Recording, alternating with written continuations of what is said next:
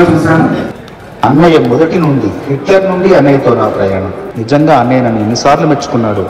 నా చెయ్యి నా వేలు ఎప్పుడూ వదలలేదు. రాఘవేంద్రరావు గారు, చిరంజీవి గారు ఇద్దరు కూడా నన్ను అన్నయ్య తమ్ముడు తమ్ముడు అని ఆప్యాయంగా పిలిచారు. చాలా నన్ను ప్రోత్సహించి ఎన్నో మంచి పాటలు నా చేత రాయించి నా కలం మీద వెలుగు ప్రసరించేలా అన్నయ్య చేశారు.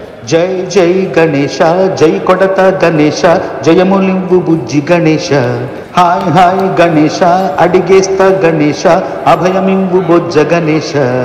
కొడితే కొట్టాలి రా, సిక్స్ కొట్టాలి, ఆడితే ఆడాలి రా, రఫ్ ఆడాలి, పోటీ ఉన్నా గాని గెలుపొంది తీరాలి, బాటేదైనా గాని ముందుకెళ్ళాలి, ఈ చరిత్రలో నీకో కొన్ని పేజీలుండాలి.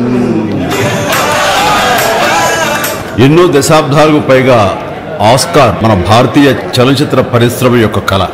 ఆ కళ సాకారమైన రోజు ఈ రోజు. ఇది చంద్రబోస్ భారతీయులందరికీ గర్వకారణం.